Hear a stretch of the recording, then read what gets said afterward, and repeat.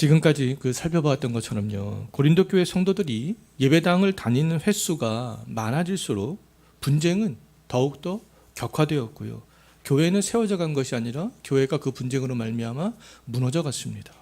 성도들은 열심히 그렇게 공적을 만들어 갔지만 마지막 날 다 불타 없어질 그런 공적들이었잖아요. 그럼에도 성도들은 교회에 또 자기의 신앙에 어떤 신앙의 위기가 찾아왔다라는 그런 위기의식들을 느끼지 못하고 있었습니다. 근데 신앙의 그런 그 성도들의 위기는요, 교회 사역자들을 생각하는 그런 시각이 잘못되었기 때문에 그런 교회 안에서 여러 가지 그런 분쟁들이 일어난 것이 아니겠어요? 사역자들을 바라보는 그들의 생각은 세상 지혜에 기초하고 있었습니다. 세상 지혜로 사역자들을 바라봤기 때문에 그것이 이제 분쟁의 원인이 되었던 거죠. 성도들은 자기가 추종하는 한 사역자만 높이고 또 다른 사역자들은 다 무시했잖아요. 사역자에 대한 성도들의 생각은 너무나 확고했기 때문에 분쟁이 멈추지를 않았던 것이죠. 고린도 교회 성도들처럼 이렇게 한 번 형성된 사람의 생각은요, 좀처럼 바뀌지 않습니다. 나이가 들수록 또 인생의 경험이 굉장히 다양할수록, 자수성가를 한 사람일수록, 또 신앙의 경력이 오래된 사람일수록 자기만의 방식과 생각이 더 확고해져서요, 웬만해서는 자기의 이런 생각들이 잘 바뀌지 않는 것들을 볼 수 있습니다. 근데 한 번 잘못된 이렇게 생각이 바뀌지 않는다면, 말씀으로 교정되어져야 됨에도 불구하고 교정되지 않는다면 이제 고린도 교회에 나타났던 그런 현상들이 나타날 수밖에 없게 되는 거잖아요. 이 고린도 교회 성도들도요, 한번 잘못된 이 사역자들에 대한 이 생각들이 좀처럼 바뀌지가 않았습니다. 지금 신앙생활한 지가 몇 년이 지났잖아요. 최소한 4, 5년 됐잖아요. 그럼에도 사역자들에 대한 생각이 좀 다양한 방식으로 지금 말씀을 증거하고 있는 거 아니겠습니까? 그 분쟁하는 성도들을 향해서요. 그 분쟁하는 성도들에게 이 사도 바울이 첫 번째로 증거했던 그런 말씀들, 우리가 지금까지 계속해서 살펴봤던 그런 내용들이지만 좀 다시 한번 생각을 해보도록 하겠습니다. 자, 첫 번째로 증거했던 말씀은 뭐냐 하면, 그럼에도, 즉 성도들이 지금 사역자들 때문에 분쟁하고 있을지라도 그럼에도 너희들은, 곧 성도들은 말씀으로 변화 가능한 사람들이다 라는 것을 처음에 강조했잖아요. 고린도 성도들의 신앙은 현재 굉장히 미성숙한 그런 상태에 있었지만 이미 그리스도 예수 안에서 거룩해진 성도들이었습니다.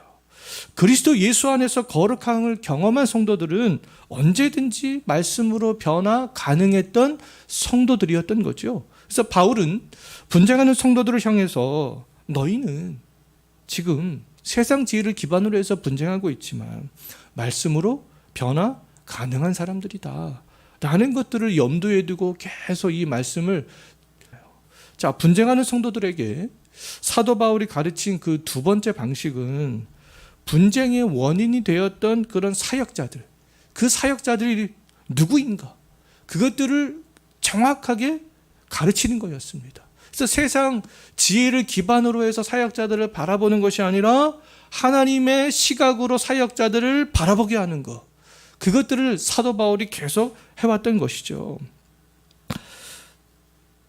자, 근데 이 고린도 성도들은 세상 지혜를 기반으로 어떻게 했습니까? 내가 존경할 사역자와 내가 배척할 사역자, 그것들을 구분했잖아요. 그래서 세상 지혜로 가득 찬 사람들, 자기 지혜가 옳다고 생각한 그 사람들은 자기 편과 다른 편을 철저하게 구분했습니다. 정치인들이나 또 정치에 민감한 사람들일수록 이런 고린도 교회 성도들과 같은 그런 현상들이 나타나잖아요. 자기 편과 내 편이 아닌 사람들을 철저하게 구분합니다. 고린도 교회 안에도 이 세상 지혜로 이 사역자들을 판단하려고 했기 때문에 또 다른 사역자들은 내 편이 아닌 사람으로, 없어져야 될 사람으로, 아주 나쁜 사역자로, 그렇게 이 고린도 교회 성도들도 철저하게 내가 지지하는 성도들만 그런 사역자만 있어야 돼, 존재해야 돼, 내가 지지하지 않는 그런 또 다른 사역자들은 다 없어져야 돼, 이렇게 그들은 생각을 하고 있었던 거죠. 사역자들을 내 편과 내 편으로 구분하면서 분쟁하는 성도들을 향해서 사도 바울은요, 말씀으로 가르치고 또 가르쳤습니다. 사역자들은 그런 사람이 아니다. 예? 사역자들의 정확한 개념에 대해서 바울이 계속 강조했어요. 모든 사역자들은 교회를 세워가도록 하나님께 부름을 받은 사람들이다. 모든 사역자는 하나님 앞에서 같은 편이다. 다만 하는 역할이 그들이 다를 뿐이다. 그것을 가르쳤잖아요. 그래서 사도 바울이 첫 번째로 사역자들은 무엇에 비유했습니까? 3장 6절 말씀을 보면 이미 살펴본 말씀이지만 사역자들 농부에 비유를 했었잖아요. 농부는 열매를 거두기 위해서 심고 물을 줍니다. 하는 일은 다르지만 일을 하는 목적은 다 동일하다라는 것이죠. 수확을 위해서 농부는 다양한 일을 하지만 수확하려고 하는 목적은 다 똑같다. 사역자들도 마찬가지다. 이렇게 비유를 했었습니다. 모든 사역자는 영혼을 구원하기 위해서 말씀으로 심고 양육하는 일을 하는 사람들이다. 각 사역자가 하는 역할을 가지고 근데 내 편과 내 편을 구분하여서 어떤 사역자는 높이고 어떤 사역자는 무시하는 것은 옳지 않다라는 거잖아요. 자, 사도 바울은 두 번째로 3장 10절에서 무엇에 비유했습니까? 사역자들을요, 지혜로운 건축자에 비유를 했었잖아요. 사역자들은 예수 그리스도의 터 위에서 하나님이 임재하시는 금과 은과 보석과 같은 재료로 교회를 세워가는 사람들이다. 금과 은과 보석은 하나님이 인정하는 그런 재료잖아요. 그렇다면 성도들은 사역자들이 금과 은과 보석 중에 어떤 재료를 사용하여서 교회를 세워간다 할지라도 다 인정할 수 있어야 된다라는 거잖아요. 고린도 교회 성도들은 사역자에 대한 잘못된 생각을 가지고 있었기 때문에 분쟁할 수밖에 없었어요. 어떻게 교회를 금으로 세워가야지 은으로 세워갈 수가 있겠느냐. 어떻게 교회를 보석으로 세워가야지 어떻게 나무와 그런 것으로 세워갈 수 있겠느냐. 은과 금으로 세워갈 수 있겠느냐. 그들은 그렇게 생각을 하고 있었던 것이죠. 바울이 분쟁하는 성도들을 향해서 할 수 있는 일은 말씀으로 권면하여 잘못된 성도들의 생각을 바꿔주는 거였어요. 왜요? 그들의 심령 가운데 누가 있기 때문에요? 성령이 있기 때문에. 말씀을 그들이 받으면 내주하는 성령이 역사할 수 있기 때문에 말씀을 계속해서 강조해서 그들을 교정을 하려고 했던 것이죠.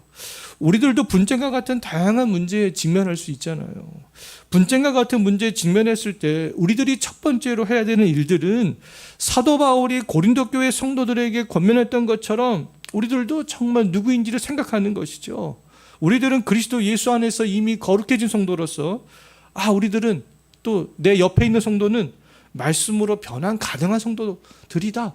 그런 전제를 우리가 갖는 것이 굉장히 중요합니다. 때때로 세상 지혜에 사로잡혀 분쟁하고 싸우고 다투지만 말씀으로 우리가 권면을 받는다면 그 말씀을 생각한다면 묵상한다면 그 잘못된 생각에서 세상 지혜를 기반으로 해서 사역자들을 성경적인 시각으로 우리가 교정될 수 있다라는 거잖아요. 문제를 보면 변화될 수 없습니다. 지식의 기반이 그렇기 때문에요. 문제를 바라보는 지식의 기반이 세상 지혜이기 때문에 문제를 보면 변화될 수 없지만 말씀을 보면 변화될 수 있습니다. 우리 안에 있는 성령께서 말씀과 함께 하시기 때문에 그런 것이죠. 고린도전서 3장에 이어서 이 4장에서도요. 이제 사역자들이 어떤 사람인가? 사역자들에 대해서 성도들을 하여금 바른 개념을 갖도록 하기 위해서 3장에 이어서 4장에서도 사역자들에 대해서 계속적으로 이야기하는 것을 볼 수 있습니다. 3장에서 바울은 사역자들을 농부와 지혜로운 건축자에 비유를 했었잖아요. 4장에서 그렇다면 이 사역자를 무엇에 비유를 하고 있는가? 1절 한번 보십시오. 무엇에 비유하고 있습니까? 그리스도의 일꾼으로. 또 무엇에 비유하고 있어요? 하나님의 비밀을 맡은 자로. 그렇게 이야기를 하고 있습니다. 그럼 성도들이 할 일은 세상 지혜에 따라서 사역자들을 내 편과 내 편으로 구분하는 것이 아니라 그 모든 사역자들은 누구라는 거예요? 그리스도의 일꾼들이구나, 일꾼들.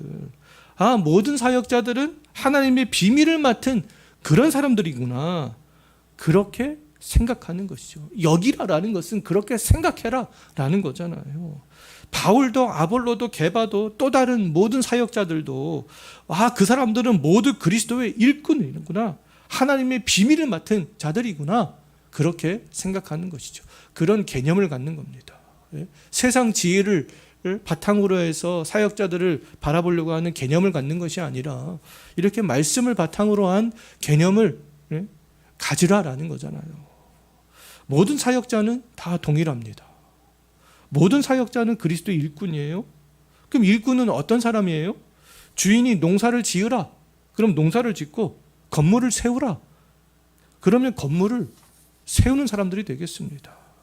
근데 어떤 일꾼은 더 높고 어떤 일꾼은 더 낮지 않잖아요. 농사를 짓는 일꾼이 더 높고 건축하는 일꾼이 더 낮다라고 얘기할 수 없잖아요. 작은 교회 사역자보다 그럼 대형 교회 사역자들이 더 높다라고 말할 수 없습니다. 부교역자보다 담임 목사가 더 높다라고 말할 수 없죠. 교사보다 이 말씀을 증거하는 어떤 목사들이 더 높다라고 말할 수가 없어요. 주께서 맡기신 역할들이 다 다를 뿐인 것이죠. 모든 사역자들의 이 신분은 다 동일합니다. 누구라는 거예요? 다 그리스도의 일꾼이라는 거죠. 모든 교회의 사역자와 이 리더들은 그리스도의 일꾼에 불과합니다. 그럼에도 이 특정한 사역자들은 높이고 또 어떤 사역자들은 낮추는 것은 바르지 않다라는 거잖아요. 배가 전진하도록 배 양편에서 노를 젓는 일꾼들은 모두 다 중요한 사람들입니다. 배의 선장은 배가 전진해 나가도록 배 양쪽에서 노를 젓는 일꾼에게 동일한 명령을 내립니다. 노를 저어라, 이렇게. 그럼에도 불구하고 배를 타고 가는 승객이 배 오른편에서 노를 젓는 일꾼만을 높이고 배 왼편에서 노를 젓고 있는 일꾼들을 미워하고 업신여긴다면 배가 앞으로 나아갈 수 없잖아요. 그 자리에서 뱅뱅뱅뱅뱅뱅 돌 수밖에 없습니다. 그 배의 역할들을 목적지까지 나아갈 수가 없죠. 자, 교회의 모든 사역자들은 그리스도의 일꾼으로서 다 필요하다라는 겁니다. 주님께서는 그리스도의 일꾼인 모든 사역자들에게 다 동일한 명령을 내리셨다라는 거예요. 대형 교회 사역자와 이 작은 교회 사역자, 아니면 이 담임 목사와 부목사, 또 목사와 교사들은 모두 그리스도의 몸된 교회를 세워 가도록 부름받은 그리스도의 일꾼들입니다. 성도들은 모든 사역자를 동일하게 그 그리스도의 일꾼으로 생각하라, 여기라 라는 거잖아요. 내가 원하는 일꾼, 내 스타일에 맞는 일꾼만을 추정하고 다른 일꾼을 배척하고 미워한다면 우리의 영혼은 믿음 안에서 온전히 성장해 나갈 수가 없습니다. 또 오른편에서 노를 젓고 있는 일꾼들 중에서 뭐 키가 크고 몸이 좋고 그런 사람들만을 내가 원하고 한다면 어떻게 되겠어요? 제대로 될 수가 없잖아요. 모든 일꾼은 배 오른편이나 왼편이나 다 동일하다. 그래야지 우리가 올바로 나아갈 수 있다. 교회가 그래야 올바로 세워질 수 있고 내 영혼이 건강하게 될 수 있다라는 거잖아요. 자, 그런데 내 마음에 드는 사역자만 일꾼으로 여기고 내 마음에 들지 않는 사역자를 일꾼으로 여기지 않는다면 우리 믿음이 과연 성장해 나갈 수 있겠는가? 그럴 수 없다라는 것이죠. 정말 우리도 그와 같다면 언제나 고린도 교회 성도들처럼 이 초신자 수준에 머무를 수밖에 없습니다. 10년, 20년, 30년을 신앙생활을 했다 할지라도 우리가 사역자들에 대한 이렇게 바른 성경적인 개념을 가지고 있지 않다면 초신자들 수준에 머무를 수밖에 없는 것이죠. 그 사람들 때문에 교회 안에서 끊임없이 분쟁이 일어날 수밖에 없게 되는 것입니다. 자, 두 번째로 성도들은 교회의 모든 사역자들을 하나님의 비밀을 맡은 자로 생각하라, 여기라, 이렇게 말씀하고 있잖아요. 하나님의 비밀이 뭐겠습니까? 그 죄인을 구원하고자 하는 하나님의 뜻이잖아요. 죄인들이 어떻게 구원을 받을 수 있겠는가? 그 뜻들을 하나님께서는 이 사역자들에게 맡기셨다라는 것이죠. 그 일을 할 수 있도록 하나님의 구원의 비밀을 세상에 알리는 일들이, 증거하는 일들이, 가르치는 일들이 바로 이 사역자들이 하는 일들이다라는 겁니다. 어떤 분들은 이 대형 교회 사역자들이 하는 일과 이 작은 교회 사역자들이 하는 일이 다른 것처럼 그렇게 이야기를 하는 사람들을 종종 보게 되는데요. 그렇게 말하는 분들이 있습니다. 대형 교회 사역자들이 해야 되는 역할은 뭐 정치인들하고 좀 친분도 쌓고 사회에서 좀 이렇게 힘도 좀 이렇게 발휘해야 되는 것이 아니야? 그렇게 생각하는 분들이 있어요. 그래야 이 한국 사회에서 이 교회가 이 조금 더 힘을 얻고 나아갈 수 있는 거 아니야? 이렇게 생각하시는 분들이 있습니다. 근데 이 작은 교회가 하는 역할과 규모가 큰 교회가 하는 역할이 다른 것처럼 이렇게 이야기를 하는 것은 잘못된 거예요. 모든 사역자들이 해야 되는 그 사역은 동일합니다. 사도 바울은 당대의 유력한 정치인들과 친분을 쌓지 않았습니다. 로마 사회에서 영향력을 행사하려고 하지도 않았어요. 이 로마가 기독교를 공인한 이유도 이 로마에 있었던 기독교인들이 어떤 정치적인 힘을 얻었기 때문에, 세력을 가지고 있었기 때문에, 그들이 어떤 거대한 힘을 가진 공동체였기 때문에 로마 황제가 기독교를 공인했던 것이 아니잖아요. 그들은 대부분 다 노예들이었습니다. 로마에 끌려온 노예들이었어요. 힘이 없었어요. 뭐 커다란 정치적 어떤 세력화 할 수도 없었습니다. 그럼에도 불구하고 로마가 기독교를 공인하게 되고 많은 사람들이 예수 그리스도를 믿게 되는 그런 놀라운 일들이 일어났잖아요. 그럼 대형교회 목사님들 그런 일을 해야 되는 것이 아니냐? 교회 때문에 한국 사회에서 한국 교회가 바르지 못한 모습으로 비춰질 때가 훨씬 더 많습니다. 자, 사도 바울은요, 그리스도의 일꾼으로 하나님의 비밀을 맡은 자로서 충성을 다했어요. 모든 목사, 모든 교사, 모든 복음 전도자는 모두 하나님의 비밀을 맡은 사람들입니다. 이 모든 사람들이 할 일들은 하나님의 비밀을 맡은 사람으로서 어떻게 해야 되는 거예요? 그 하나님께 충성을 다하는 것이죠. 그 역할, 자기가 맡은 역할을 다하는 겁니다. 자, 충성하는 방법은 사도 바울처럼 죄인을 구원하시는 하나님의 복음의 비밀이 훼손되지 않도록 증거하는 것이죠. 그 복음이 잘 증거될 수 있도록, 사람들의 심령에 그 말씀의 원리가 잘 뿌리 내릴 수 있도록, 세상 지혜로 사역자들을 바라보려고 하는 그런 성도들에게 말씀을 증거해서 그 말씀으로 잘 교정을 할 수 있도록 그런 역할을 하는 것이다라고 볼 수 있어요. 바울과 아볼로와 게발처럼 그날에 불에 타지 않을 공적을 만들어가는 거죠. 세상 지혜를 의지하여 기독교의 본질을 훼손시킨 고린도 교회 성도들과는 달리 말씀의 기초에 서서 기독교의 본질을 변질시키지 않는 것입니다. 내가 정말 이 말씀들을 변질시켜 나가는가? 지금 고린도 교회 성도들은 자신도 모르는 사이에 이 말씀을 지금 변질시켜 나가고 있었잖아요. 아니, 왜 사역자들을 생각하고 바라볼 때 왜 세상 지혜를 의지하여서 세상의 그 지혜를 기준으로 사역자들을 왜 판단하고 왜 생각하고 하니까 지금 분쟁이 일어나게 되는 거 아니겠습니까? 그러니까 이 기독교의 본질을 스스로 자꾸만 변질시켜 나가고 있었던 것이죠. 자, 우리가 해야 되는 일들은 그리스도께서 명하신 대로 복음을 증거하는 거예요. 변질되지 않도록. 그래서 교회를 세워가는 겁니다. 사도 바울은 성도들로 하여금 사역자에 대한 그런 바른 개념을 지금 계속해서 갖게 하잖아요. 사역자에 대한 왜곡된 개념들을 자꾸 지금 말씀을 통해서 바로잡아주고 있습니다. 이렇게 세상 지혜는 바른 개념을 지금 계속 왜곡시켜요. 사역자에 대한 이런 개념을 왜곡시키고 또 교회에 대한 개념을 왜곡시킵니다. 그래서 한 번 왜곡된 개념은 좀처럼 바뀌지가 않는다라는 것이죠. 진리의 말씀보다 무엇을 더 신뢰하기 때문에 그렇습니까? 왜곡된 정보를 더 신뢰하기 때문에, 그 왜곡된 정보임에도 불구하고 그것이 진리인 줄 알고 그것을 신뢰하기 때문에 이 진리의 말씀으로 잘 교정되지 않는 것이죠. 근데 지금 사도 바울은 사역자는 농부와 같다, 지혜로운 건축자와 같다, 그리스도의 충성된 일꾼과 같다, 하나님의 비밀을 맡은 사람들이다, 계속해서 지금 그것들을 강조하면서 그들의 왜곡된 그런 지식을 지금 교정하고 있는 거잖아요.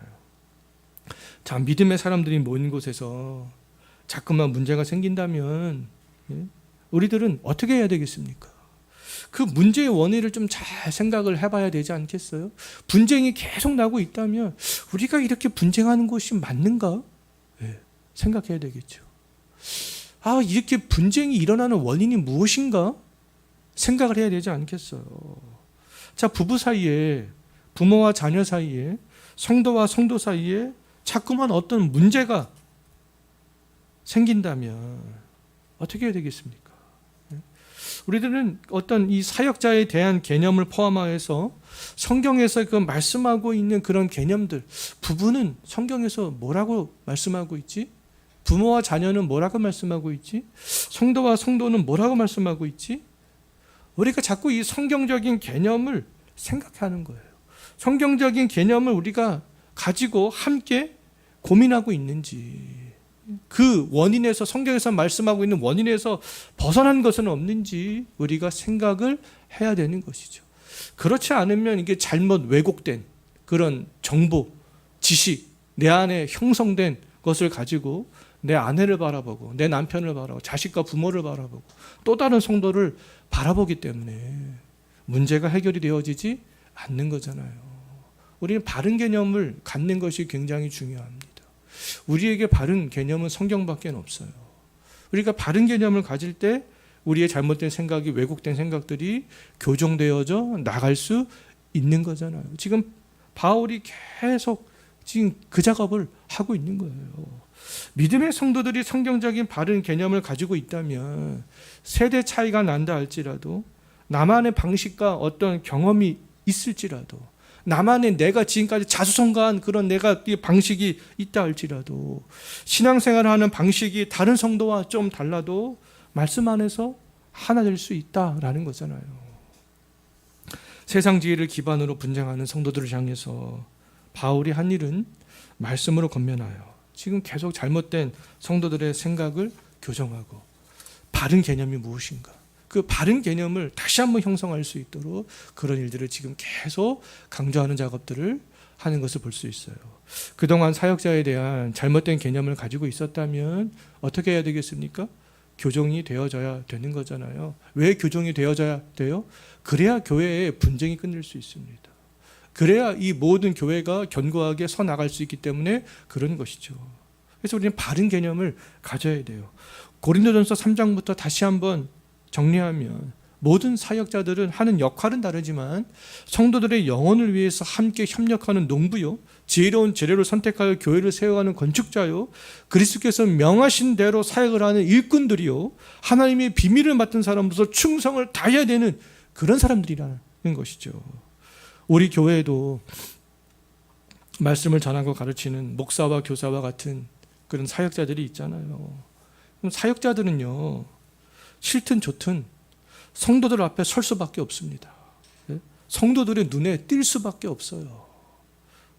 미디어의 발달로 또 저의 설교와 여러 가지 제가 가르치는 어떤 그런 강의를 다른 사역자들의 설교와 강의와 비교할 수 있습니다.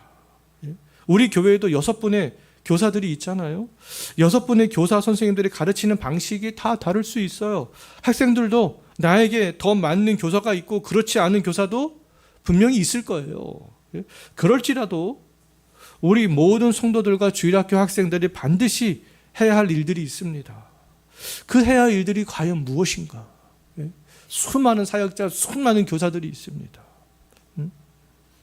그들을 바라보면서 그들에게 가르침을 받으면서 해야 되는 일들, 5절 한번 보십시오. 뭐라고 말씀하고 있어요? 뭐라고 말씀하고 있습니까? 주께서 이 땅에 재림하실 때까지 사역자들에 대한 그 어떤 것도 뭐 하지 말라고요? 판단하지 말라. 판단하지 말라.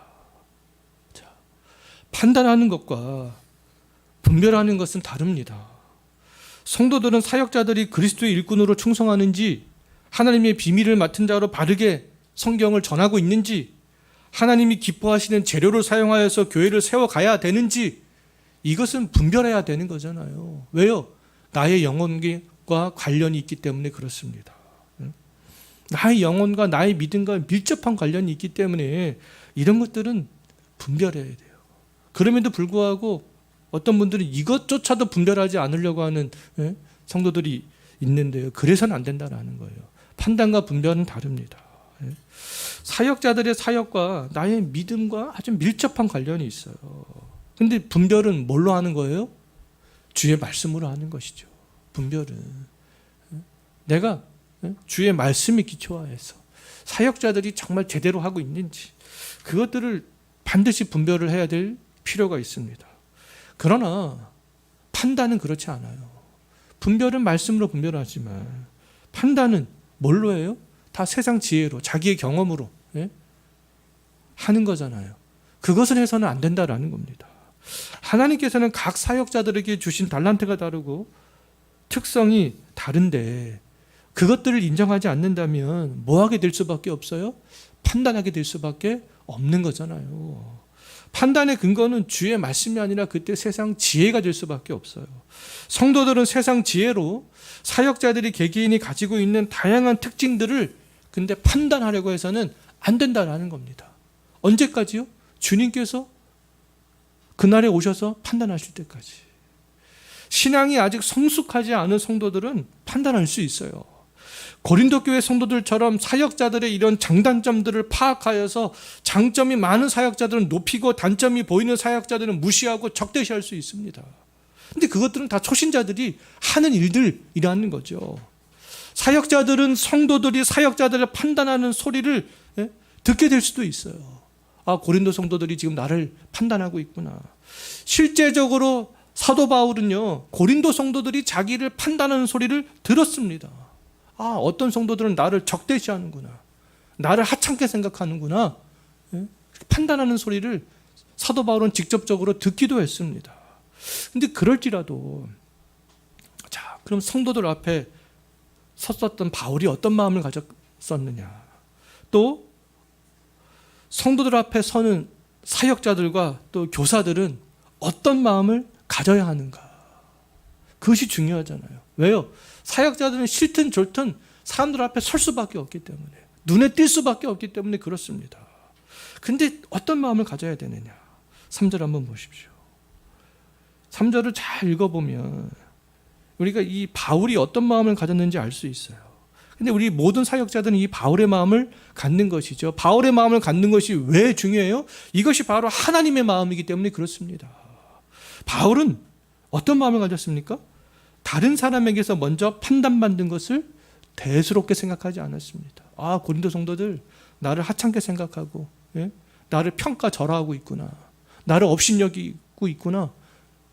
그렇게 고린도 몇몇 성도들이 바울을 판단했지만 그것을 대수롭게 여기지 않았습니다. 사역자로서 직면할 수 있는 많은 문제들 중에서 이거는 아주 작은 일이야. 사람에게 판단받는 아주 작은 일이야. 그렇게 생각했습니다. 바울은 너희 즉 성도들에게 판단받는 것과 또 여기서 뭐라고 말씀하고 있습니까? 다른 사람이라고 얘기하죠. 이 다른 사람은 누구이겠어요? 너희는 성도들이고 다른 사람은 누구이겠습니까? 교회 밖에 있는 세상 사람들이죠. 그래서 성도들과 교회 밖에 세상에 있는 그 사람들에게 판단을 받는 것, 그 아주 작은 일로 생각했습니다. 왜요? 그들의 판단은 세상 지혜를 의지하는 판단이기 때문에. 자, 만약 바울이 이 성도들과 세상 사람들의 그런 판단을 의식했다면 정치인들처럼 인기 관리하는데 힘을 쏟았겠죠? 내가 말씀에 근거하여 교회를 세워가는 사역을 하고 있다면, 근데 우리는 다른 사람의 판단을 신경 쓸 필요가 없다라는 겁니다. 내가 이 사역자로서 계속 3장과 4장에서 4가지 형태로 살펴봤잖아요. 그래도 거기에 충실하려고 한다면 다른 사람의 판단을 신경 쓸 필요가 없다라는 거죠. 물론 다른 성도가 나의 부족한 점을 정말 사랑이 담겨 있는 말씀으로 권면한다면, 분별하여서 그 말씀으로 권면한다면 받아들여야 되는 것이죠. 권면은 판단과 다른 것이기 때문에 그렇습니다. 그러나 권면이 아니라 인간의 지혜로 판단하여서 나의 자존심에 상처를 준다면 근데 귀담아 들을 필요가 없다라는 거예요. 고린도 성도들 중에서 바울을 향하여서 아볼로는 말도 잘하고 가르치는 방식도 아주 스킬도 뛰어난데 바울은 말도 잘 못하고 이게 별론데 평가절하하는 성도들이 있었습니다. 근데 그것을 귀담아 듣지 않았다라는 거예요. 근데 바울처럼 다른 성도나 세상의 불신자들의 말을 그런 이 사역자들은 다른 사람 우리 성도들 앞에 설 수밖에 없는 그런 사역자들은 매우 작은 일로 생각을 할 수 있어야 된다라는 거죠. 그들의 판단이 세상의 지혜에 근거했다면. 자, 바울은 제3자의 판단을 작은 일로 생각했을 뿐만 아니라 계속해서 3절 한번 보십시오. 또 무엇을 판단하지 않았습니까? 자기가 자기를 판단하는 것, 그것도 하지 않았습니다. 제가 볼 때 사도 바울은 두 가지 면에서 자기 자신을 판단하지 않았던 것 같아요. 첫 번째는 자신의 연약성. 사역자로서 자신을 판단한다면 자기 연약한, 자기를 생각하잖아요. 그런데 나를 생각한다면 주께서 맡겨주신 사역을 할 수가 없습니다. 연약하기 때문에. 말씀 사역자로서 영혼을 인도하는 교사로서 부족한 것들만 보이잖아요. 내가 어떻게 성도들 앞에서 내가 뭐라고 내가 이렇게 말씀을 준비해서 말씀을 이렇게 증거하고 전하면 성도들이 내가 뭐라고 내가 증거하는 말씀을 듣고 있나. 내가 정말 말씀을 전할 수 있는 그런 자격을 충분히 갖추고 있는 사람인가? 이렇게 빠지기 시작하면 헤어나올 수가 없습니다. 자기의 부족한 면들만 보이기 때문에 그래요. 사도 바울은 자신의 연약성으로 인해서 근데 자신이 스스로 판단을 하려고 하는 생각이 들 때마다 그건 매우 작은 일.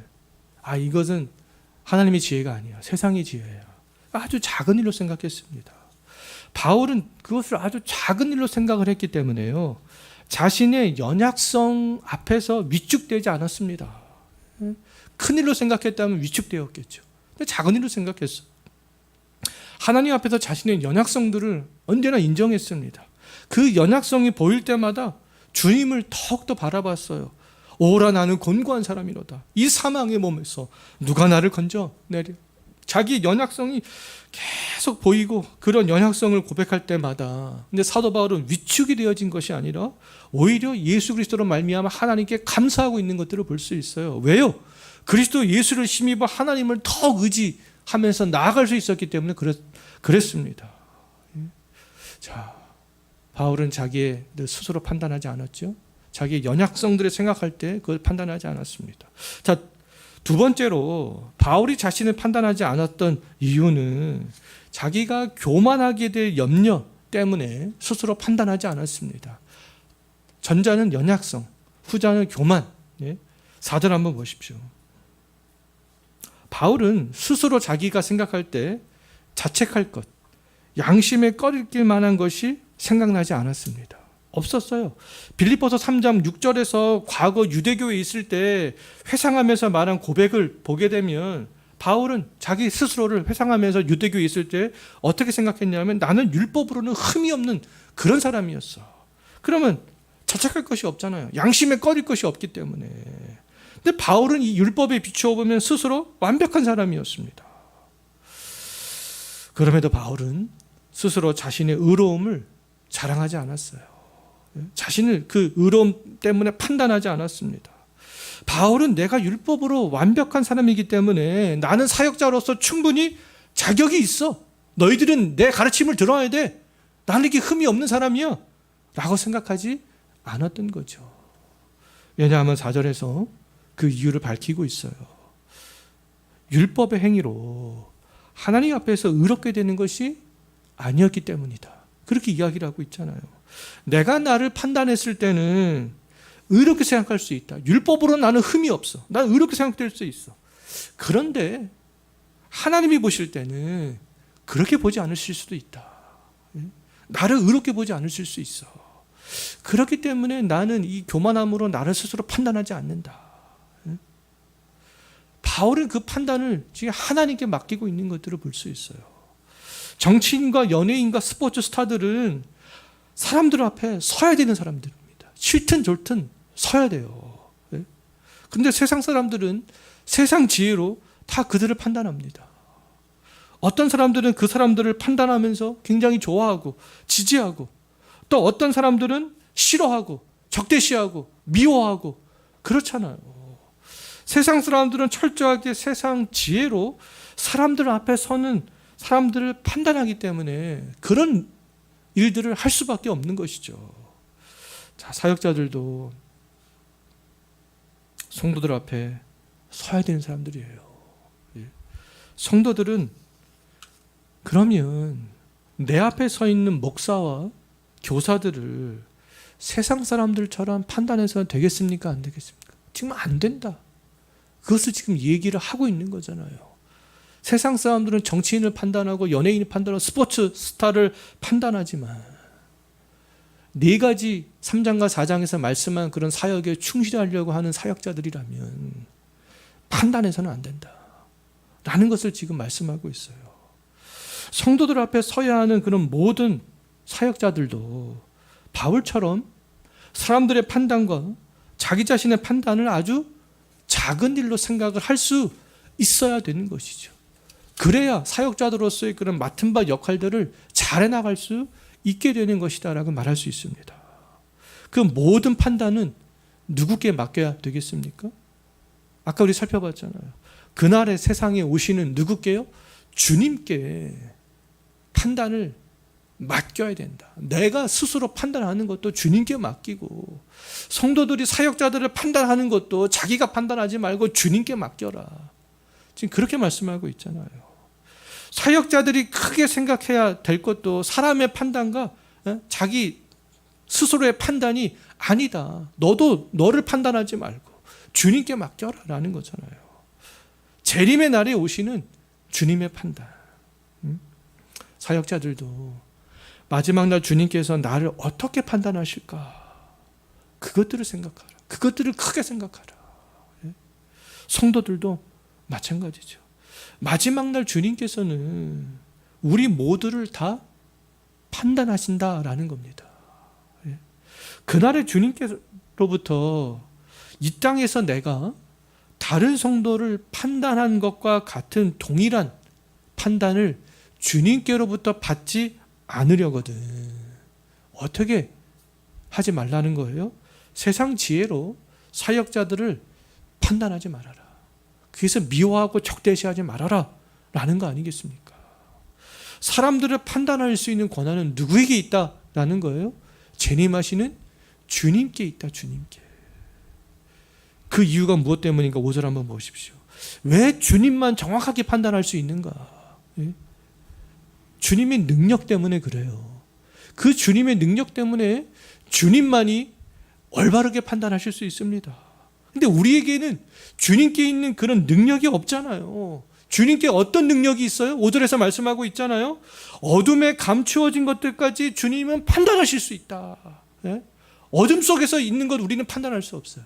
근데 주님은 판단하실 수 있다. 마음의 뜻까지 주님께서는 판단하실 수 있다. 그럼 정확한 판단은 주님만이 하실 수 있는 것이다. 판단하는 영역은 이 땅에 있는 우리들에게는 없다. 그 모든 판단은 주님께 있다.